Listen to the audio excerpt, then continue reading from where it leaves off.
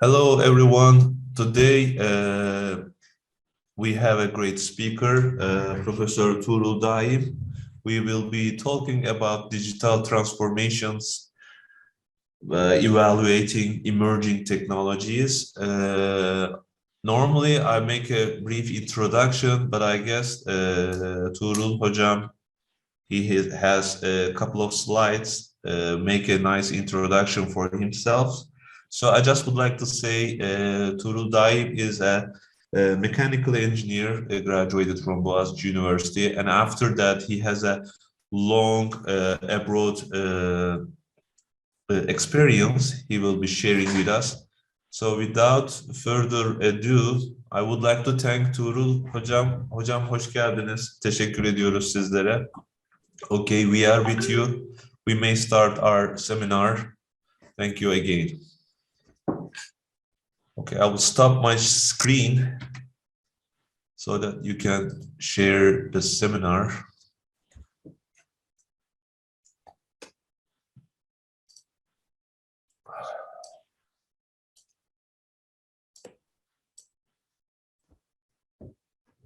Yes, we are good to go. All right. So thank you so much for organizing this event. I am very glad to be here. Maybe next time I'll be on campus because I'm in Turkey. I've been here for a while now. I came to Turkey on a Fulbright grant to basically conduct research on the. Yes, definitely. It will be a pleasure, Hocam, to host you in our beautiful campus. Okay, thank you. So today we'll talk about digital transformation from the perspective of evaluating the underlying technologies, the emerging technologies, appropriately so that the desired outcomes can be achieved. So before I start, let me talk about where I come from so that you can basically, I guess, we can justify what we say is important. So you already introduced me. So in my research group, which works on these areas, technology evaluation, and then underneath, like we use several tools ranging from technology road mapping to forecasting, etc. Many listings have listed my group as a top group in this area. And my group, again, these are some of these publications recently, is composed of these young people whom I love to work with. So a lot of people, a lot of scholars, young scholars ask me all the time what they should do, how they can publish papers and so on and so forth. It goes through PhD students. There is no other way. We went into so many different arguments with colleagues, but I'm a living proof of that. I have graduated 27 PhD students and have published, I think now, like more than 250 journal papers and many other things. And thanks to all to these young people here. About 6 of them have graduated since then, and there's more came since then. This was our launch before the pandemic. Now, these are the current students who are working in different areas, again, under technology management, and our different sponsors, as you can see, and there's more of them. Let's see if I have more of them. So we work with industry, the regional organizations, as well as federal organizations. Recently, we received a funding for $3 million from U.S. Defense Department to develop a roadmap, technology roadmap for cybersecurity. for the smart grid. So I kind of have worked more than 15 years with the U.S. Department of Energy, helping build an R&D management capability there in Oregon, Vulnerable Power Administration, that's a part of U.S. Department of Energy. And we have developed several technology roadmaps. And that was the aspect where I was coming in for this grant we got from Defense Department. So I'm basically, we're going to look at now the impact of cybersecurity on smart grid and what should be done. That's really a major area that is emerging. So for many young scholars, that's an area, important area to look at.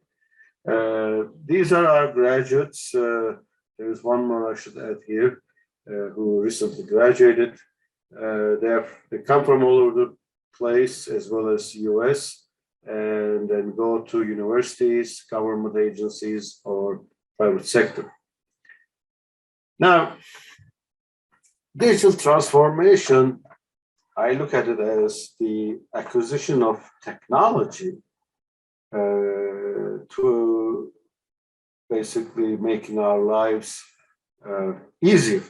That's how they say it. Now, the technology is not new. Technology has been there for centuries.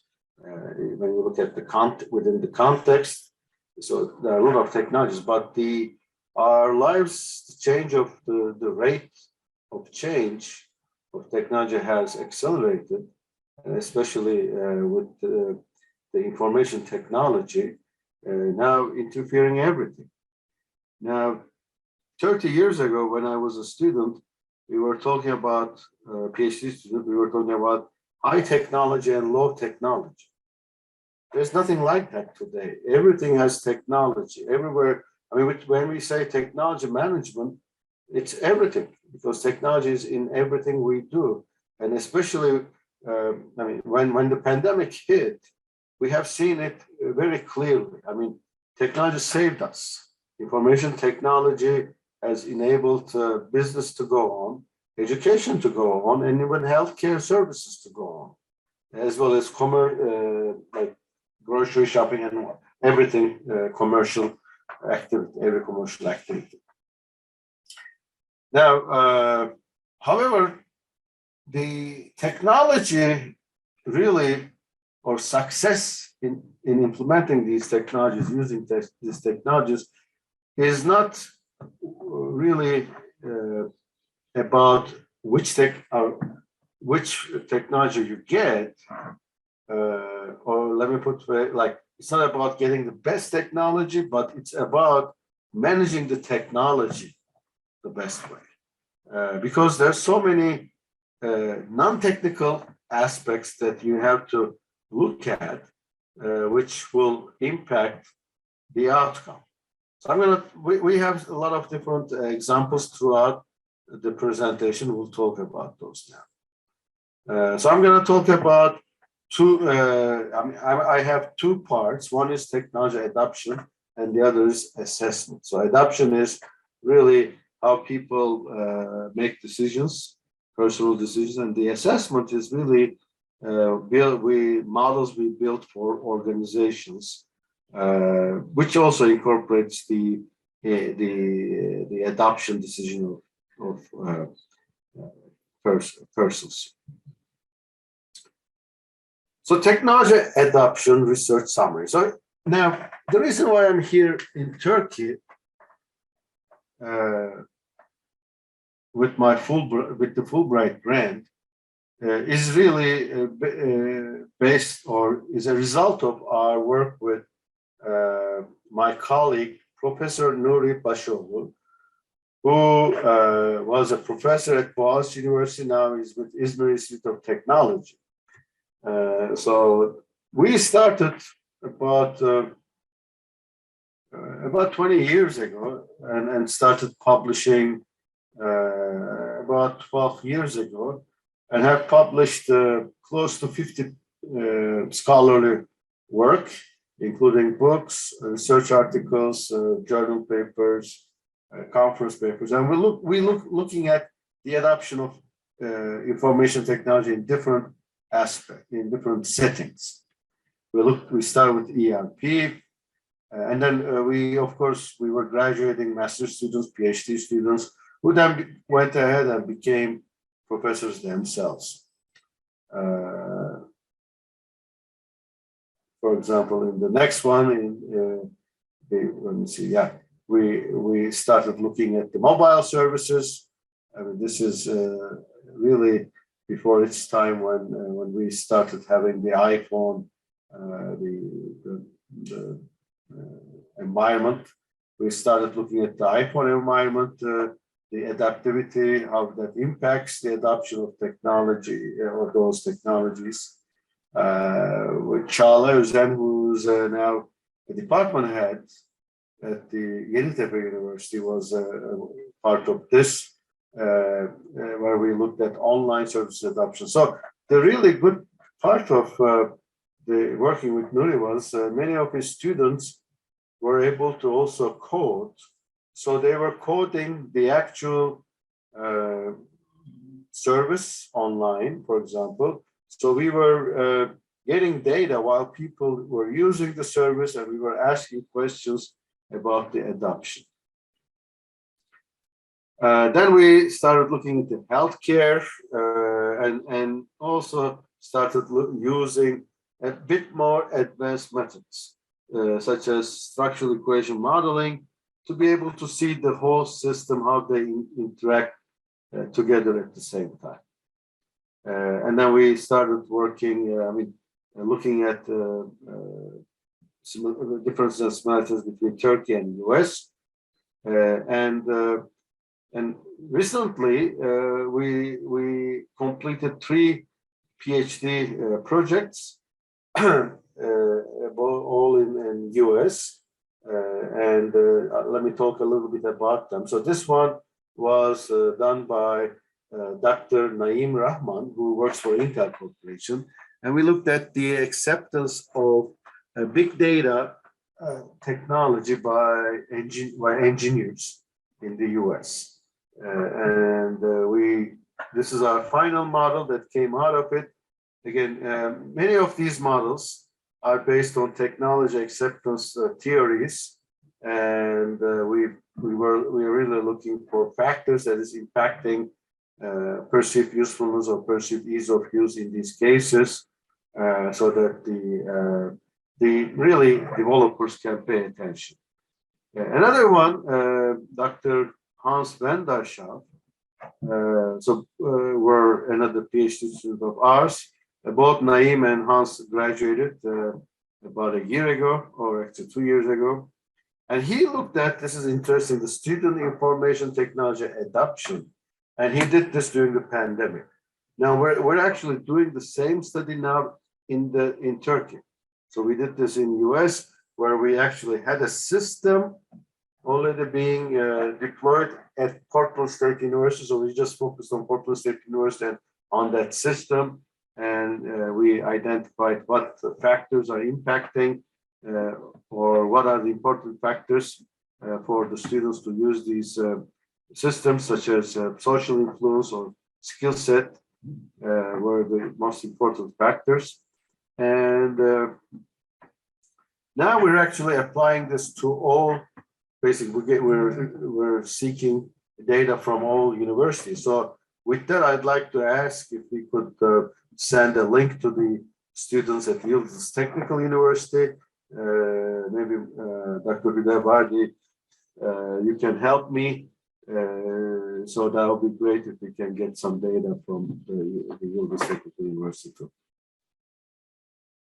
All right, and the final one on this one was a smartphone adoption in Saudi Arabia. So one of my students, Aldaban, Dr. Aldaban, now is a department head of the MIS department in Saudi Arabia, looked at this. And in Saudi Arabia, of course, everywhere is different. There's a lot of cultural differences. And for example, in addition to performance expectancy, perceived enjoyment or design, as well as social influence factors, were really influencing the adoption. So for example, when you look at the US part, I mean, for these factors, they were mostly on the really, for example, effort expectancy or performance expectancy being higher, and these really not being so high. So there's more functionality focus in the US, whereas in this country, in Saudi Arabia, it was there were other factors. So this was really, this work has been going on for almost 20 years with my colleague, and now which also brought me here to Turkey. Now another really parallel work, which is really looking at the technologies, which are really the main elements of the digital transformation in different sectors. One of them was healthcare. So we have done a lot of work in this area. So Dr. Lilia Hogabaum is the one who looked at wearable technologies which were worn by spine surgery patients. Now, this was before the pandemic, and the reason why this was considered was because the patients, I mean, it took them a while to recover, and it was painful for them to come to the hospital. So the idea was basically to use these devices to check on them. Now, of course, when we look at these, and I mean, we have after the pandemic, we have seen that the adoption of these and the decision making kind of accelerated. So anyway, for this case, we looked at 4 different products, and then we came up with a model, which basically is a hierarchical decision model. So it's a very hierarchical process, or it's an alternative, let's put it that way, because its approach is different. It uses constant sum method, which means it distributes 100 points between pairs, and experts are used. So we form expert panels at different levels, as well as in depth levels, and they basically we determine these weights through their judgments in comparing pairs. I mean, comparing these items 2 at a time. And then we measure things such as inconsistency or disagreement, and it gives us an idea of whether or not these people are paying attention. And in another similar study, we looked at the teleconsultation for senior population, which really the data was, or the study was done during the pandemic as well. And we in this way, in this approach, we built upon the earlier study. We used the technology adoption factors, and we looked at the barriers that are impacting these, and what would basically, what kind of strategies would then remove those barriers. Again, this was done with HDM, and expert judgment quantification was how we got the data. Now, in the recent year, this was last year, I graduated 3 PhDs. They were all looking at healthcare technology management. One of them developed a model to assess healthcare, basic technology maturity in healthcare research centers specifically. And in that way, we were able to come up with models looking at technical, social, organizational, regulatory, financial aspects. And we use what we call desirability curves, which are built by the experts' feedback, so that we measure where they are at data management, accessibility, and so on and so forth. Now, let me give you an idea about what we mean with desirability curves. So if you're hungry, let's say you can eat maybe, I don't know, 5 köftes, 7 köftes. It goes up maybe after 10 köftes, you might be full, right? And the value of 20 köftes may not be 2 times the value of 10 köftes. Definitely the value of 100 köftes is not equal to 10 times the value of 10 köftes. So the curve kind of goes tangent, goes flat. It's in technical terms also.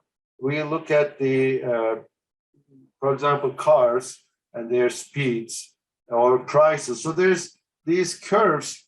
I mean, these things are not linear. The values are not linear. So that's what we're trying to capture with desirability curves. And as a result, then we here we calculate their.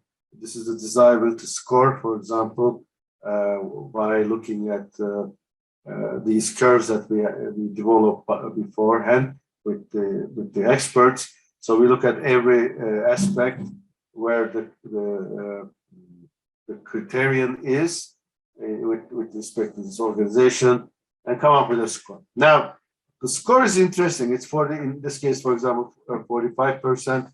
That means you have about 55% of improvement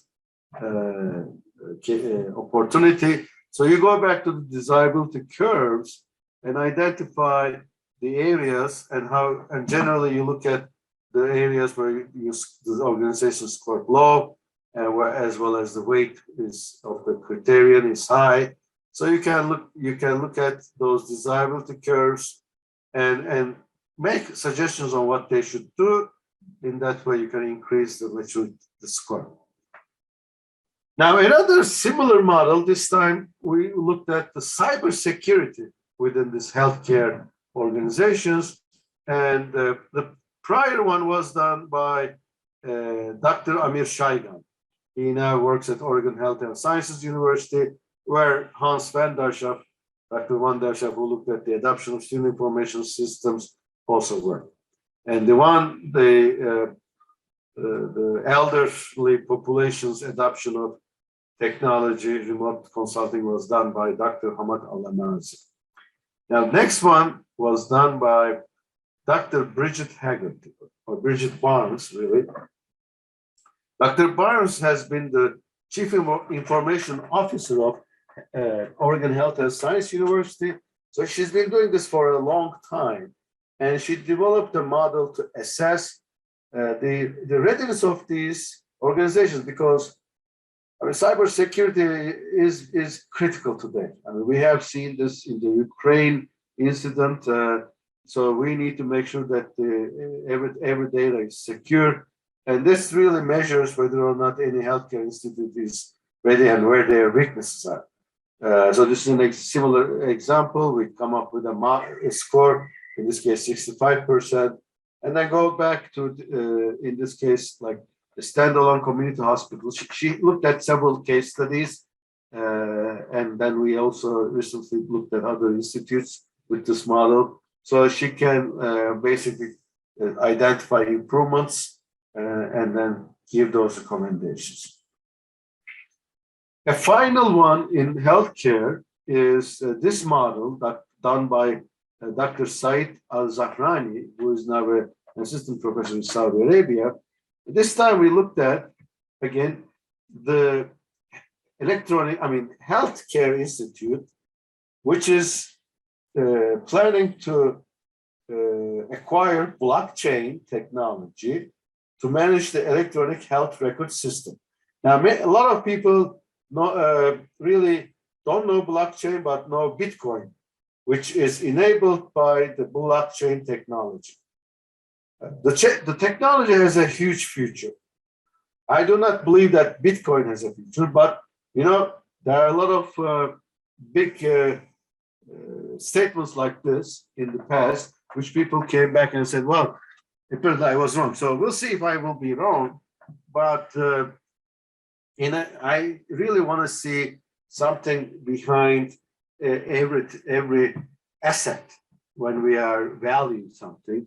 And as US is getting ready to digitize the dollar, I'm not sure if Bitcoin will have a future. but we'll see.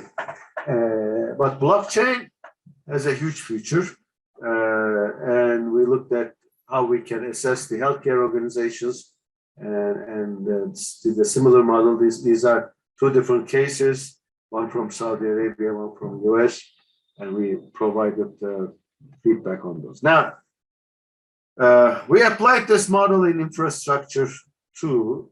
One was industrial technology standardization. Dr. Ramin Neshati, who at the time was working at Intel Corporation, developed a model which would really avoid companies getting into legal battles later on, and would look at everything related to technology standardization so that the company can decide whether or not they want to get in, and if they want to get in, at what level they want to get in.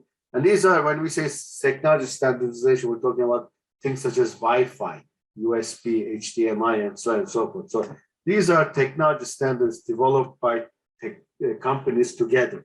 But it's really a challenging process because companies start sharing their intellectual property, which they need to be careful. Another study where we looked at, if you can see, I mean, these are all elements of digital transformation at different settings. So Dr. Hüsam Barham, who now works at Amazon, looked at the readiness of cities for big data projects targeted for the city to be a smart city. I mean, smart city is a kind of another buzzword, as we hear recently. Unfortunately, Portland has been acquiring a lot of technologies, but they have failed in other social aspects. So I'm not sure if we can call them smart cities today, but we'll see. So when he did this, he identified that really people aspect is the most important element, and the the existence of data scientists and their skill sets is very important. And then with that, he looked at different projects in Portland, such as connected streetcar or air quality sensor testing and deployment. And again, evaluated these projects in their readiness, and then provided feedback on what they should do. We are using this in every aspect of science and technology. We got a funding from National Science Foundation to really apply this so that they could evaluate their research centers. And Dr. Elizabeth Gibson, who is now a professor in University of Colorado Boulder, has developed this model. And the idea here was to evaluate a program at NSF, which is called IUCRC. That stands for Industrial University Collaborative Research Centers. And there's about 65 of them. And they really are organizations where industry and academic come together, and the government funds the staffing, but the projects are funded by the industry. And the idea is to the objective is technology transfer, right? So we looked at different centers. These are, and every time, these centers are generally hosted by different universities, multiple universities, not just one. And these are in areas like information communication, energy, and so on and so forth. And then we started evaluating them, as you can see, where they are really not scoring well. And then we were able to give them feedback so that they could increase their scores in basically reaching the goals set by National Science Foundation. All right. Now, this is an interesting one. Dr. Leong Chen, who is a professor at Pacific Lutheran University, was my student. And he developed a model for deciding what kind of technology development strategy should be used to develop a technology. And for the application, he looked at biopharmaceutical industry, and the technologies he looked at was the type of technologies that were used in development of the pandemic vaccine. Sorry, that was a bad thing to say here. But anyway, and then when we looked at this in China, the decision was, I mean, this is the average. The highest strategy was still imitative innovation, while the resource that was preferred mostly was small to medium enterprises.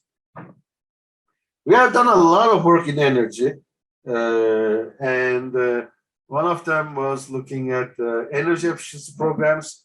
This was done by Dr. Ibrahim Ishkin, who is now in health technology area, actually. And we looked at energy efficiency technologies, and it was interesting that we actually, half of the model were evaluating program development and market dissemination to determine which energy efficiency technology is really more important, because if the devices are not adopted and used, of course, efficiencies will not be realized. Now, just a quick note here, in energy efficiency, it's not about technical efficiency, it's about the amount of power basically reduced, right? So the increase in power demand in the US, in Pacific Northwest US, is met by these energy efficiency programs so that they don't have to build a new power plant. So that's what we talk about when we say energy efficiency. Now, these models are very good in terms of using scenarios. So we can look at what would change, which technology will be preferred under different scenarios. Now, this is really helpful and appealing to a lot of different organizations, because when our administrations change, their priorities change. So they can then adjust it and see what they should go after. We have seen this definitely when the Trump administration came over, and then when they left. During the Obama administration, we had millions of dollars of funding, which went down to basically almost zero when Trump came. Because during the Obama administration, energy and environment was most important. And environment was not even discussed during the Trump administration. They actually asked the DOE not to use the climate change term. That was interesting.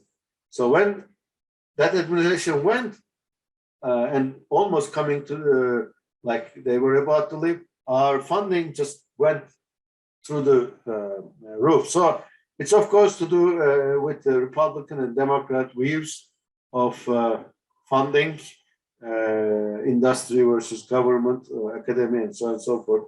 But as you can see, the priorities of the government determines what's going to happen. Now, based on this, another former student of mine, Dr.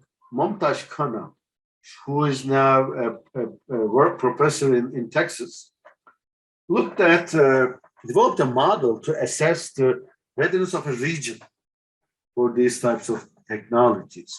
And we call it market diffusion potential. And she looked such as tankless gas water heater, solar water heater, or ductless heat pump water heater. These are different water heaters, and the idea was basically which one would be, I mean, whether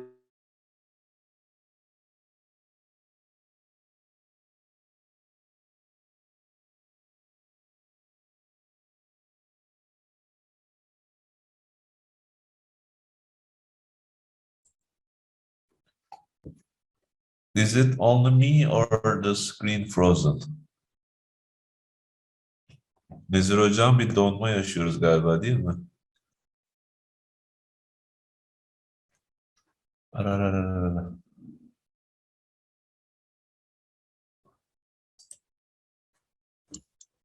Evet, bizde de dondu. Zannediyorum Tuğrul Hoca'nın internetinden hocam. Evet, biraz bekleyelim. Interesting topic. I'm taking my own notes. I have my questions. Contributions of these to different elements, and then that could give you as a result, you could choose what basically elements you want to use. Tuğrul hocam, we Yes. had a connection problem. You were broken a while, so you were talking about the market diffusion. So after that, you are cut off like about 30 seconds. Okay. So we skip to this one incentive. I don't know if we miss anything, but the heat pumpers and market diffusion and market diffusion potentials. Yeah, we were here and then you cut off. Yeah, so we basically looked at this and decided, basically, I identified where the agencies in the region should look at in terms of ensuring that these devices will be adopted. Another study we looked at was done by Dr. Vimala Butta, who is now a professor in Texas. And we developed a tool by looking at the wind energy adoption in Oregon retrospectively and identified which technology policies have impacted the adoption through basically different policy targets and then the perspectives here, technical, environmental, political, social, etc., which actually helped us to come up with a tool to develop policies for renewable energy adoption. So this is really, I just want to stop here because this just gives you an idea what we have done, what we are doing.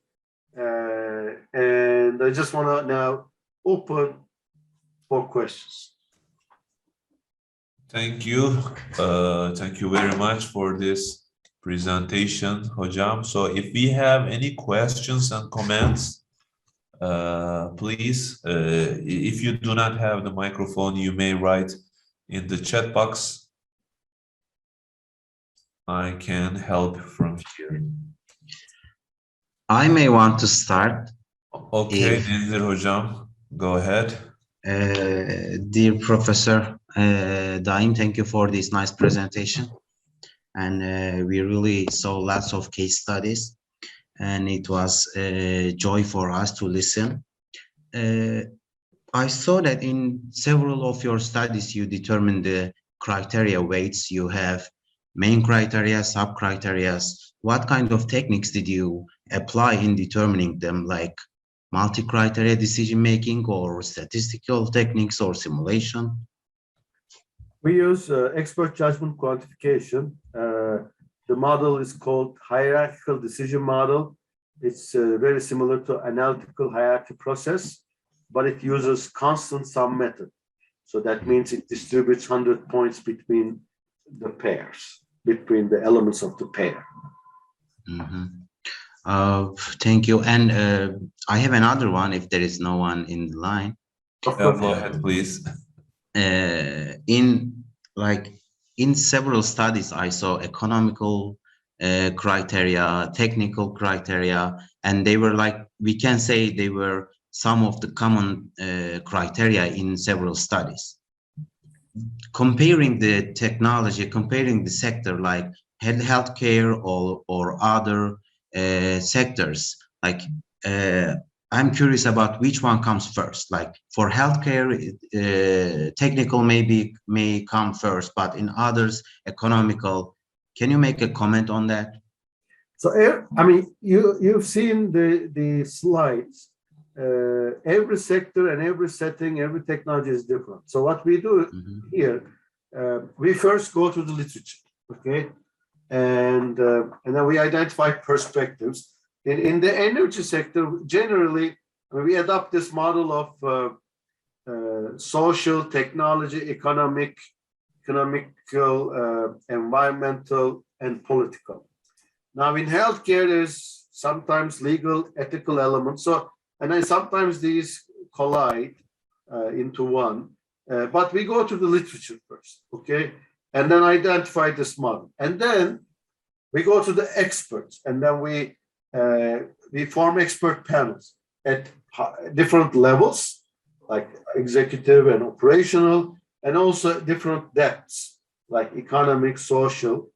And then generally, I mean, we have a validation and then quantification and then assessment phases. So we have these panels used at these levels, at these phases. And we don't use the same experts in every level phase. We overlap them, and at the end of the day, we have about between 30 to 50 experts helping us throughout the study.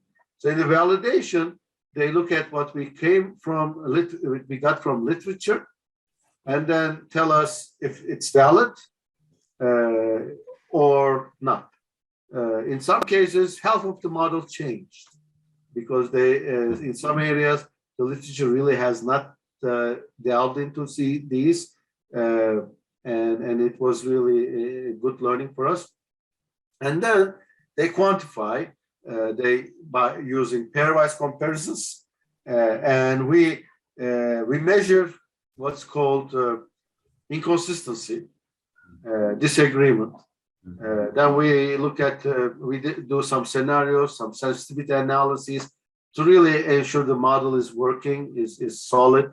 And then we develop, in some cases, value curves so that we can, in this case, for example, we didn't use value curves because there were only 6 elements down below. But when you have 100 elements to compare, then we use value curves. And we could then measure every institute with these, for example, with the maturity models. So I mean, there was an example at the end of the slides. I didn't go there, but we can even extend it to the future. We call it technology development envelope.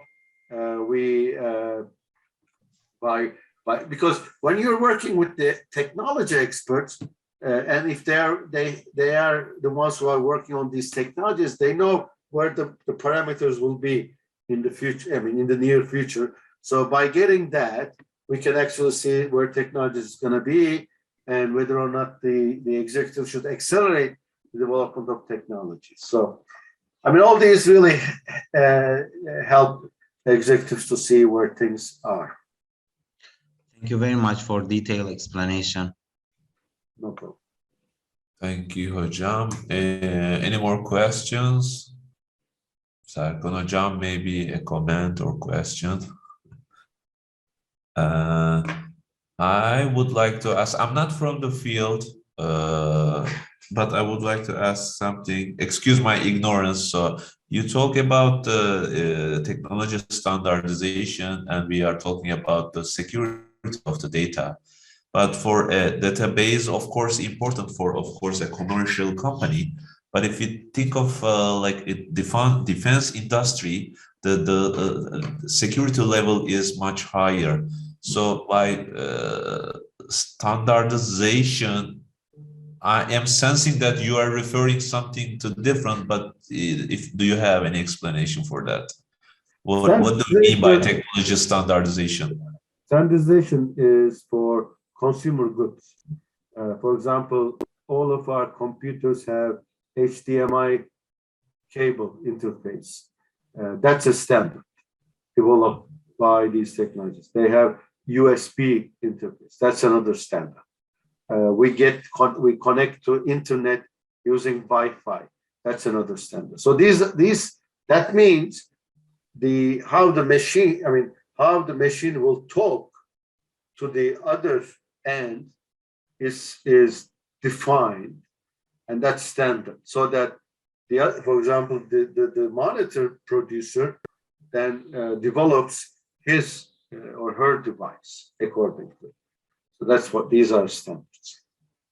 Oh yeah, I do remember that European market was, I don't know if they started about to prohibit that, because as you said, we have many connections for the computers like USB, Type-C and HDMI and all those cables.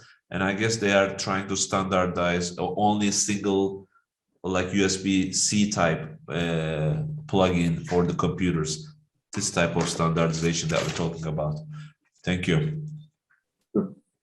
Okay, any more questions and comments? It looks like everything is clear. Hocam anketimizi uygulayalım isterseniz. That's all I'd like to hear. Okay, Ömer, do we have a short enquete inquiry Yes. for the attendees? Yes. While we are talking, you may fill out this short. Yes, I started. It should appear on your screen. Kısa bir memnuniyet anketimiz var. Sorularımızı Türkçe de alabiliriz elbette ki. If you do not have microphone, I can read it for you. So, Dr. Hüdaverdi, some students want the slides. Could you maybe share the slides with them later on? Yeah, if that is okay with you, okay, my representative, that will be great for us. Actually, we are having this video shared from YouTube channel, so you can also follow from there, Simge. So if you like and subscribe for the Graduate School of Science YouTube channel, you will be informed for our new video releases. So are we gonna take a picture? Yeah, we may, if you, the attendees, if they can turn on the cameras, we will have more faces. Other than that, we were having this black boxes with names. Okay, I'm taking a screenshot. Say hi. Everyone, please turn on your cameras. Kameralarınızı açın. Evet, yani zaten pandemi süreci yeterince apokaliptik bir süreç. Bir de kapalı kara kutular arkasında gizlenmemiş. Yasemin hocam merhabalar. Açalım kameraları. Afiyet Biraz olsunlar. karanlık da o yüzden. Yasemin hocam da fizikten sağ olsunlar, bizi hiçbir seminerimizde yalnız bırakmıyorlar. Teşekkür ediyorum. Bu güzel seminerler izlenmez mi? Sağ olun hocam. Sorumuz, yorumumuz varsa Türkçe'de alabiliriz. Tuğrul hocamızı bulmuşken değerlendirelim arkadaşlar. Chatbox'ta da Fotoğraf çektiniz mi? Çektim hocam. Tekrar çekiyorum, evet. Bana da gönderirseniz çok sevinirim. Elbette ki hocam. Burcu hocam, hoş geldiler. Selma, çekiyorum. Kamera ekranı varsa fotoğraf alacağım. Kameraları açın. 3, 2, 1. Çektim. Çok teşekkürler. Burcu hocam, Nesli. Oldu. O zaman çok teşekkür ediyorum. Teşekkür ederim. Ben teşekkür ederiz hocam. Bizler çok teşekkür ederiz. Hocam çok Teşekkür teşekkürler. ederiz hocam. Çok teşekkürler. Kampüsümüzde de ağırlamak üzere diyelim hocam, sizleri dinlemek isteriz. Teşekkürler Kapatmadan bir hocam. soru sormak istiyorum. Hem Tuğrul buyurun hocamıza. Serkan hocam. Late bloomer olur ya böyle derste de. Buyurun hocam, sorunuzu alalım. Sunumla ilgili gidiyoruz artık. hierarchical modeling'de yani bazı modellediğimiz bazı problemlerde kullanacağımız kriter sayısı çok olabilir eldeki probleme bağlı olarak. Dolayısıyla kriter sayısının olması gereken o optimum bir değeri var mıdır? Yani bunu sormak istedim. Şimdi şöyle, mesela 5 tane kriter varsa 10 tane karşılaştırma yapıyor expert. 6 tane varsa 15 tane. Yani bu Tabii daha ilerledikçe o zaman bunun şeyi biraz kayboluyor. Accuracy'si. O yüzden yani genelde 6'yı geçmemesi tavsiye edilir. Biraz da dengeli, yani şimdi bu tabii şey değil, ne kadar biz bunu matematiksel olarak da değerlendirsek, bu aynı zamanda da management. Yani biz burada hem bir şeyleri bir araya getirip bir nedir durumumuz, yani etkileyen faktörler genelde nedir onu belirlemeye çalışıyoruz. Ve bir şekilde de odaklanmaya çalışıyoruz. O yüzden yani dünyadaki açlığı sona erdiremezsiniz. Odak çok önemli. Yani o yüzden 10-12 tane falan çıkıyorsa orada bir hata var. Demek ki ya biz bir level atlıyoruz ya başka bir tane daha perspektif var. Onlara bakmamız lazım, onları anlamamız lazım. Problemi iyice anlamamız lazım. Bu şimdi mesela structural equation modeling gibi bir approach. Yani onu da bilmeyen, kullanmayan birisi tam olarak anlayamaz. Yani benim şeyim bol bol değişik uygulamalara bakıp kendi uygulama yaptıkça bu modellemeyi daha rahat kullanabilirsiniz. Yani birazcık da deneyim gerekiyor bu tip modelleri kullanmada. Çok teşekkürler hocam. Sağ olun. Çok teşekkür ediyorum hocam. Enstitüm, üniversitem adına ve katılımcılara da ayrıca teşekkür ediyoruz vakit ayırdığınız için. Başka sorumuz yok zannediyorum. Haftaya bir diğer Grad Talk görüşmesinde buluşmak üzere. Herkese iyi akşamlar diliyorum. Teşekkürler. İyi akşamlar. İyi akşamlar. Fen bilimlerine de çok teşekkürler size de. Sağ olun hocam. İyi akşamlar.